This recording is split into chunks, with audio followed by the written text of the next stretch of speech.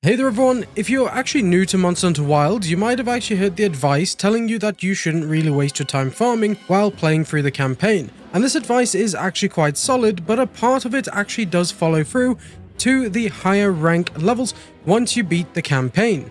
So if you don't actually know, the game is kind of split into two parts. You have low rank and high rank, and these are low rank is just the campaign. It's very much easier compared to high rank, and high rank introduces new types of monsters with more tougher challenges and difficulty and also more rewards. It's very exciting. Everyone loves high rank. So once you get to high rank, you're actually in a different ball game from low rank completely. However, during the campaign, you'll be playing through the story and facing monsters, and most of the time you'll actually not have to farm a monster because you actually get all the drops you need for the gear, and then you're just happily moving on to the next monster and so on. In high rank, however, this is where the farming starts to come in.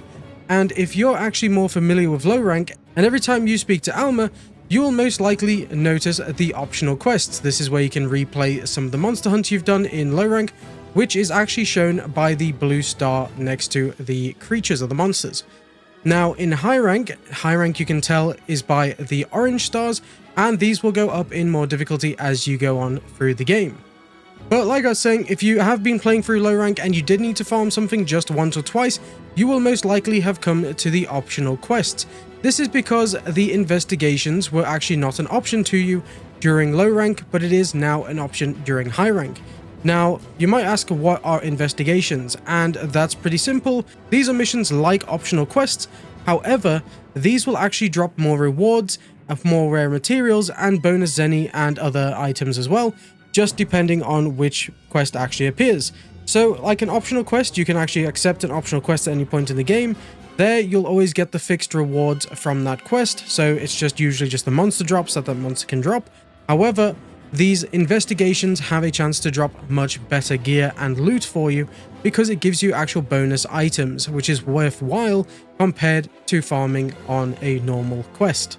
So, for example, if we open up the map, you can see the monsters walking around. You can then see it says updated, and here we have ourselves a Quamatrice, for example. And if we hover over this Quamatrice, we can then see its strength, and you can see it says bonus rewards, which are a couple of decorations and something else. Now, if we press X on that Quamatrice, we can then bring up the detail page, and we can then see what actually the bonus rewards are. So you can see here glowing orb armor, which is an armor decoration, basic materials, which is interesting, and another 2 decorations for armor. Now, if we were looking at another creature, for example, we wanted to farm the Chatacabra, we can then see that this one would offer us a armor decoration, a weapon decoration, and some basic materials. Obviously, as other monsters enter the environment, we can then check out what they will offer us. And what you'll actually notice is that every monster is different. So for example, we have 2 Quamatrices up in the area. So we can hover over the Quamatrice here and you can see bonus rewards.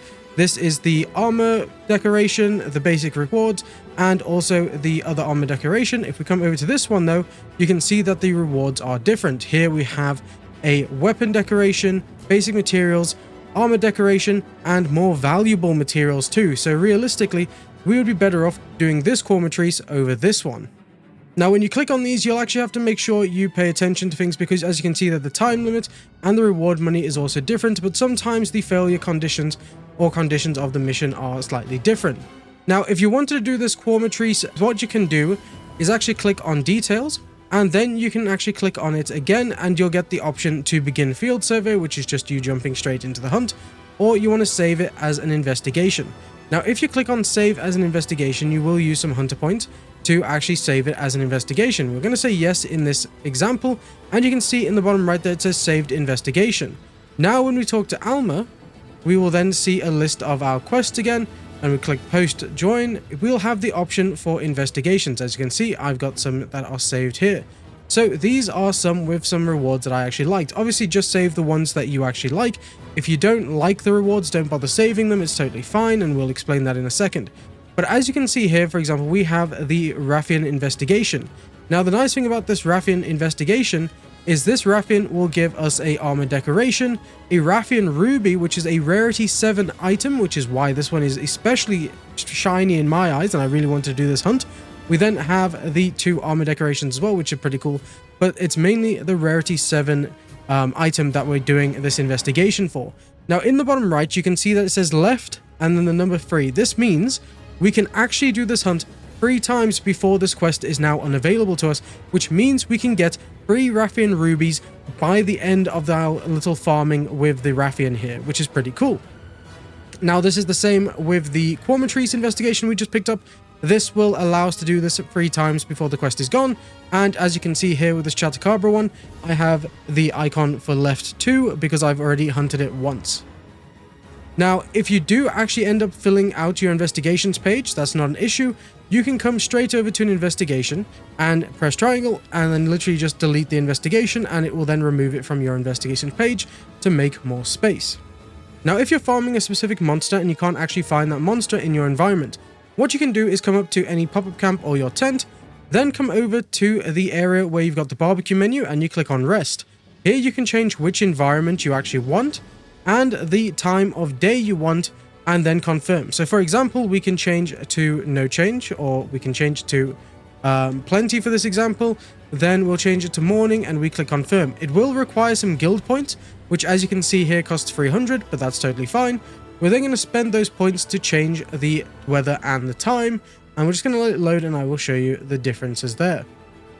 So now we can load up the map and we can see a bunch of new monsters. So as you can see here, the Quamatrices are no longer in this area, and this is an updated Chatacabra, which offers us some rewards, basic materials, a weapon decoration, and basic material as well. Now when you're in this map, you can actually press the square for environment overview, and that will give you a list of all available monsters in the area right now. Obviously you can rest to change the time, but we can now see that there are 2 Chatacabras here and what rewards they offer very quickly. Now you can do this on any part of the map. For example, you can go over to the Scarlet Forest, and then once you're there, you can then do that too. So again, here we can see we have a Lollab Arena. We have another Lollab Arena offering quite a few rewards, a lot of armor decorations, same with the Kongala, and then we have this Kongala down here, which is actually offering us a bonus reward. Now if we take a look at this, we can then see that Kongala is dropping us a Beast Gem, which is again a Rarity 7 item, which might be valuable. So what we should do is then save that as an investigation if I'm coming after the Kongalalas. If I'm actually after something like the Lollabarines, but I want something else, then what we'll do is just reset the weather and time, and then we'll try to find the Lollabarine we want and save that as an investigation for us to just farm multiple times. So overall, guys, you're going to get better rewards. So investigations just often drop rarer materials and give you bonus zenny, which is your money in the game, and it's just the perfect way to farm for any type of gear you need in the game if you're actually after a certain monster.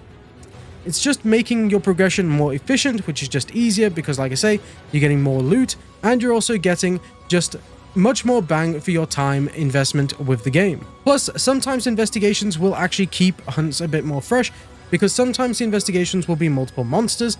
They might even offer sometimes unique challenges and modifiers as well to make the game a bit more fun and interesting for you as you progress through the later higher rank levels. But anyway, guys, I hope this video did help you, and if it did, please click the like button below and subscribe as well. I just want to make you aware that I do have a public Discord where I'd love to gather a lot of Monster Hunter Wilds players so we can all play together and make a really cool, helpful community. So if that sounds interesting to you, please click the link in the description of this video below. And thank you all for watching. I hope you have such a brilliant day, and I'll see you in the next one.